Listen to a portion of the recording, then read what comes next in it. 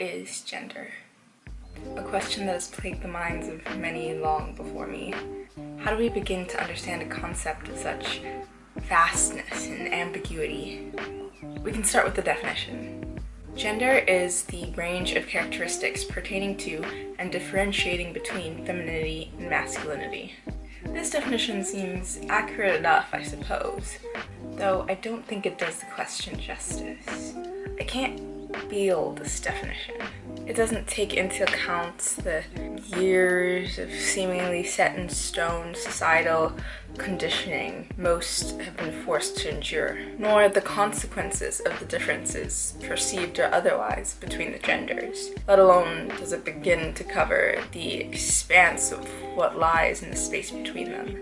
Either way, I don't think the human experience of gender can be summed up in one line, nor will it be accurate to everyone.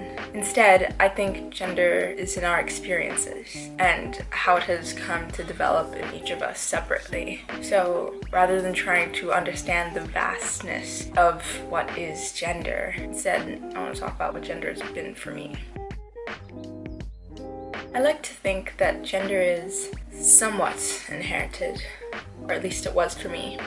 Now don't be scared, I'm not a biologist, I'm not going to pull out a Punnett square anytime soon, but I've noticed too many similarities between my mother and I for them to be inconsequential. My mom has never been the girliest of girls. She never really wears makeup and only dons a dress on the fanciest of occasions.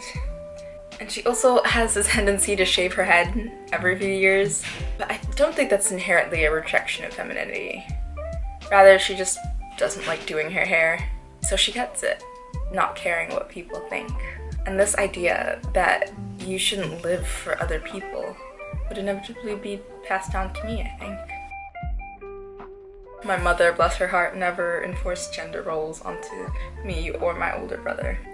We would dress whatever we wanted, play whichever sports we wanted, and our toys were muddled together instead of separated into his and mine. Boy and girl. I was able to exist without expectation, or at least no expectation from home. Then society came into the picture. Beginning in grade 1, the girls were required to wear dresses as their uniform. I think this introduction of society into my life and outward expression was the catalyst for my rebellion against gender. This separation, which hadn't existed a year prior, nor my entire life up to that point, confused and angered me. Perhaps not specifically in grade 1, but more so as the years went on. I hated this newfound notion that simply because I was a girl, I was to follow a different set of rules. Expectations and assumptions were now placed on me, much of which I couldn't comprehend where they came from. Thus, I made efforts to constantly refute these expectations.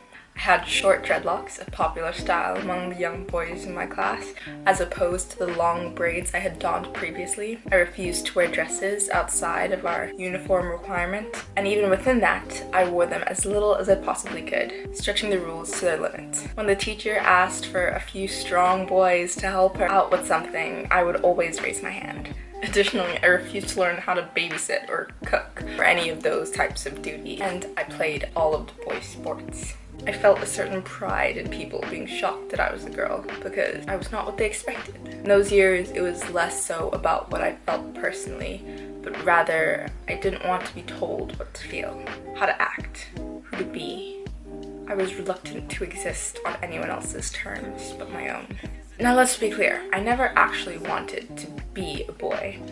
I still loved the color pink and doing ballet, and all of my close friends were girls. I just didn't think that these arbitrary divisions and their subsequent hierarchies were justified. But is it possible to get rid of those divisions? Should we? When questions like that arise, I'm often brought back to my time spent at an Anglican all-girls boarding school in South Africa. Though counterintuitive, I guess, that time was simultaneously the most gendered yet genderless experience I had ever had. There were, of course, uniforms, a variety of dresses and skirts and hair ribbons and Mary Janes that were ruthlessly enforced. And while I was not particularly fond of them, I didn't feel the same urge that I did previously to resist. Perhaps because everyone around me was forced to wear the same thing as well, not just one subsect of the school's population. We were all equal. In this place, femininity, womanhood, and sisterhood were allowed to exist without the context of men. It was liberating. And though I still disliked dresses, it was purely because of the garment themselves, not because of what it stood for. This removal of men in the picture forced me to think of myself not in terms of others, but instead in terms of me. I now realize that for a large part of my life, my gender expression at least, was largely circumstantial to the environment I was in. And I guess that brings me to the present. I've gotten to the point where, though I rarely get mistaken for a boy anymore, I do not particularly care about how people perceive my gender. I don't really see their perceptions as any of my business. I wear what I wear because I genuinely like it, and I do what I do because I genuinely enjoy it. I think that's all that can be asked of someone, is to live for themselves.